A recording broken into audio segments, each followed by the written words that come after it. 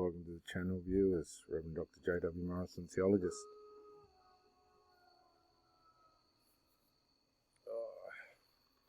In from training. One of the things that you're going to struggle with in relationships is the unpredictableness of the people that you're with. And this just works out by way of upbringing, childhood trauma, and the formation years through school, the dramas at school, the things that happen in school, their interactions, the abuses and other things that take place through their teenage years into adult years. Now, there is common belief that personalities stick with the way that they are and will respond the way that they are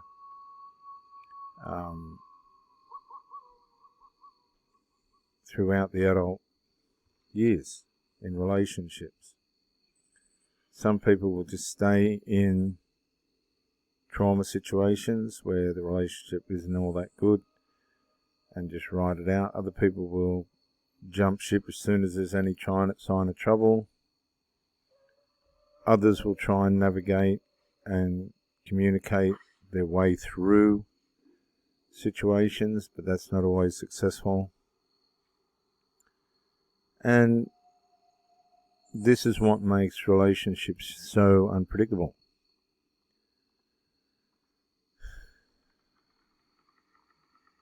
Relationship breakups are tough. They can cause terrible trauma. But it's a part of life, and it's something that we need to be equipped and prepared for.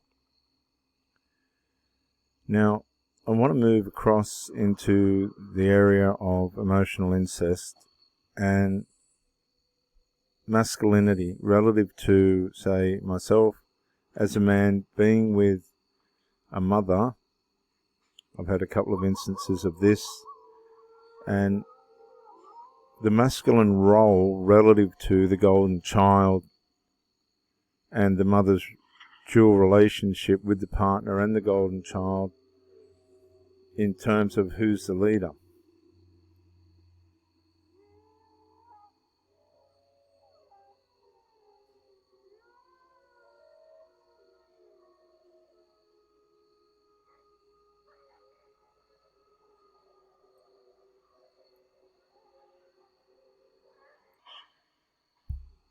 Now, I've had situations where I've tried to be the leader in the relationship, but have had to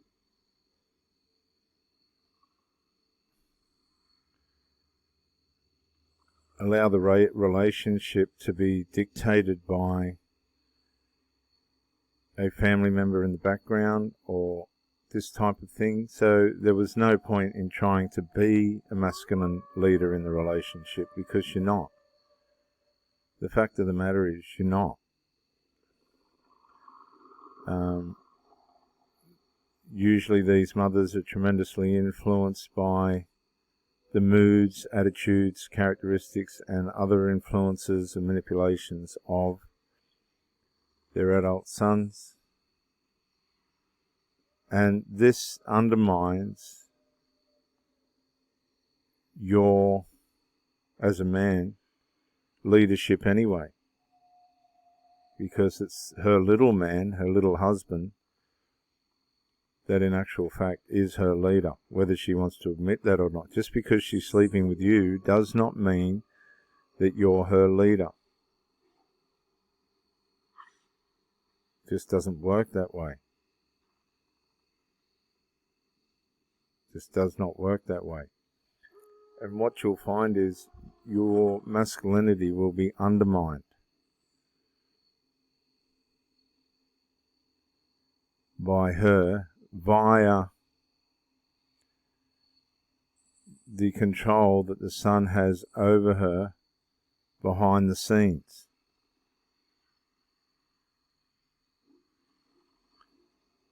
Now, this is where the mother will go into a dualistic personality style. where behind the scenes, where you're not allowed because the son can't handle who you are, she will be catering and meandering to the demands and usual attitudes and aptitudes of the golden child. The golden child by this time would have displayed some incredibly infantile behaviour and opposition to your presence in the mother's life.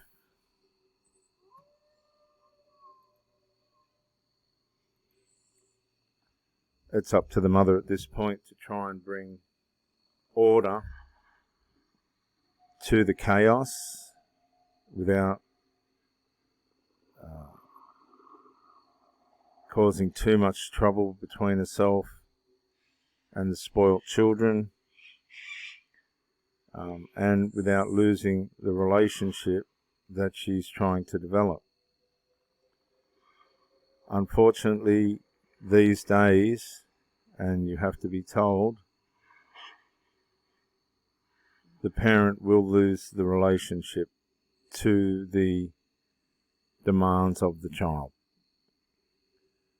The reason for this is it's a spiritual attempt to demasculinize the man in her life. And if you've got any awareness of how this works, you will understand that it's not worth you being involved in some kind of battle with a person that's actually got nothing to do with the relationship. The people's family members have absolutely nothing to do with the relationship. But this shows you the lack of privacy towards a relationship by the person that you're with. I can remember I had a break up with one woman over the behaviour of her children, and these children were on the phone to me. And I'm going, what sort of hillbillies are these? Anyway, it wasn't the end of the world.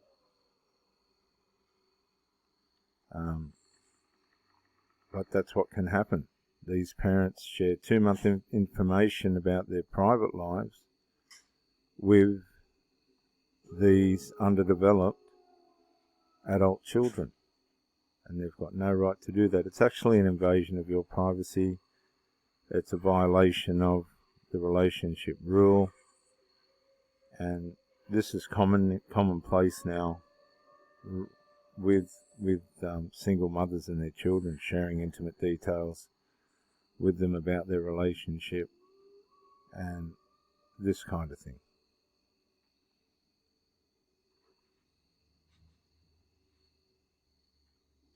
This totally undermines your position as a man to lead the relationship, because you're not the person that you're trying to lead is split between two leaders. One leader's the male golden child, who she's gone extra maternal with and has been before you come along. The other is, to some extent, yourself, which she'll submit to because you're a sexual source. But you're not her domestic leader. You're just a sexual source for her. This then leaves you in the situation where you're sharing the leadership of this person. So it's demasculinizing you. You're sharing the leadership of this person with an adult child. And usually these adult children do not like or want to know who you are. So essentially you're wasting your time and your life, because you're not being able to express yourself completely as a full, whole and complete masculine partner, because the covert emotional incest won't allow that.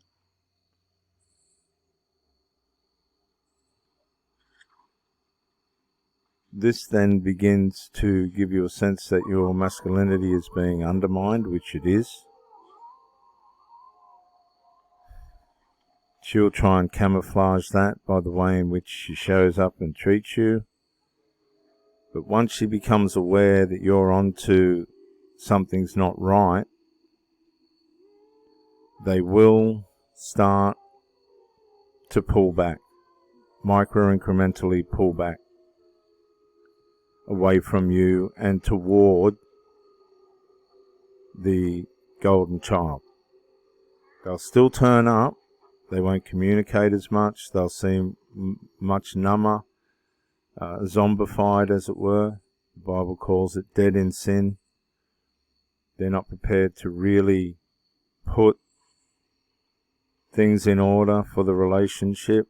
They'd rather risk losing it. It's a matter of putting the unresolved before resolve. And eventually you will wear out. And when you wear out, you will tell that person to go, which will play into their victim mentality and perfectly into the hands of the covert emotional incest, which has caused the trouble right from the start.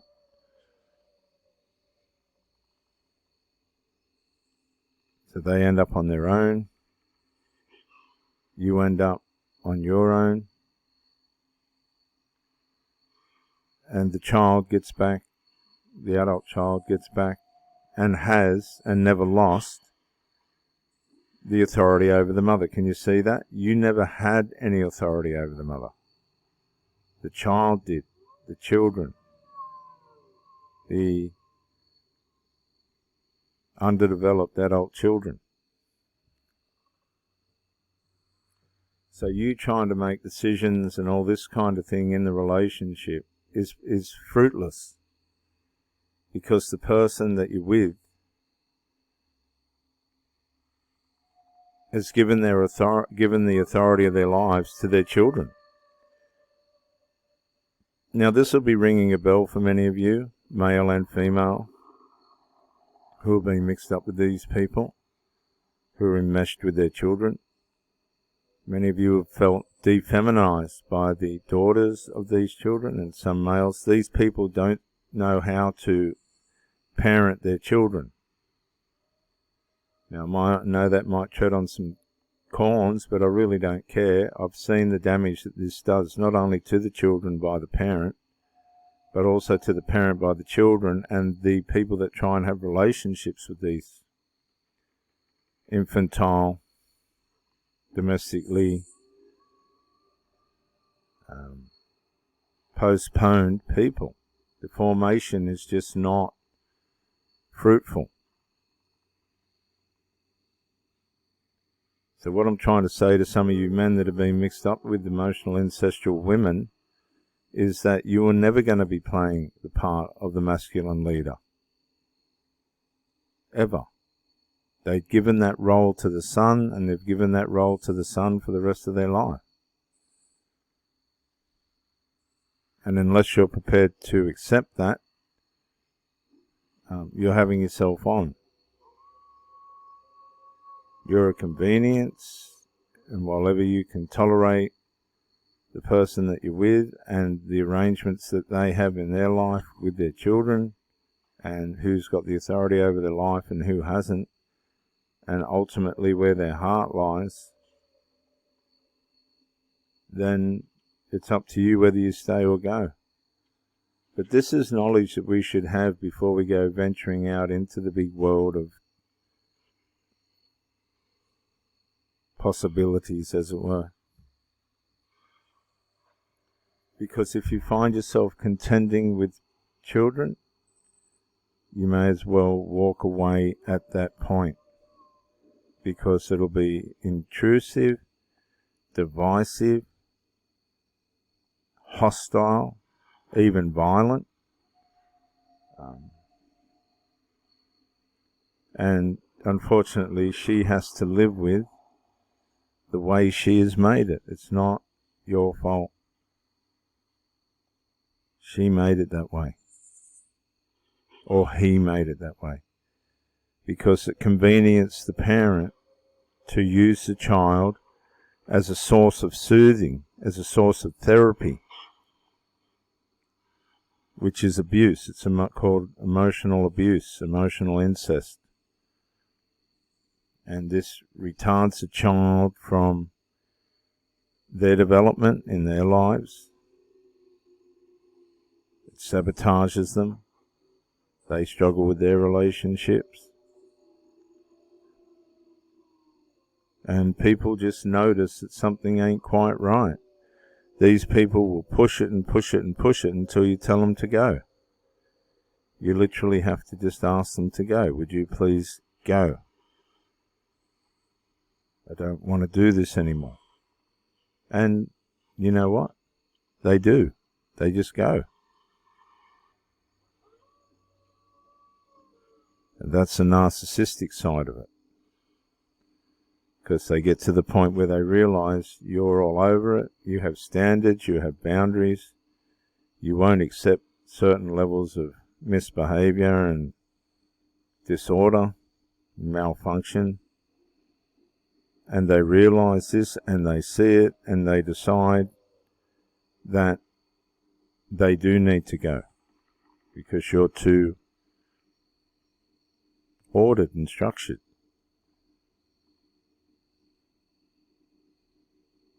And you never hear from them again. You won't hear from these people again. They've made complete fools of themselves, but they're going to blame you for that. But that's it. That's irrelevant. It doesn't matter. You should be beyond all that. And they go on with their covert emotional incest. On and on and on and on. Now, they won't admit it. They won't want to understand it, but you've done them a favour by telling them. It's just a matter of what they decide to do from there on in. It's not your problem. That's the monkey off your back. Because it will drive you round the bend if you try and push with these people. You're better off just letting them go. Getting on with where your life was before they come along. Let them take their toxicity and other habits that they've got back to themselves. You come back to yourself. Live a straight, honest, fit, healthy life. And just put it behind you as experience. Thank the people for the experience.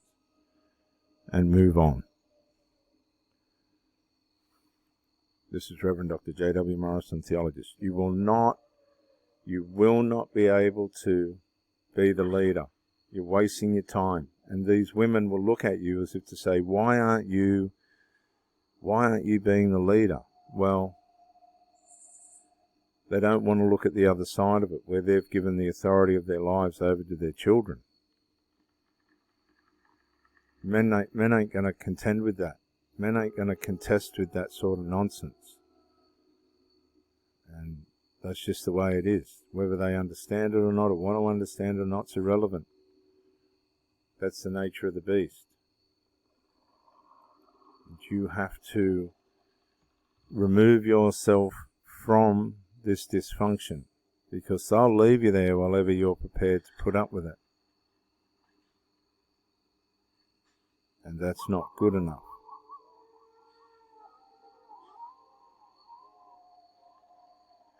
This is Reverend Dr. J.W. Morrison, theologist, New South Wales, Australia. Bye for now.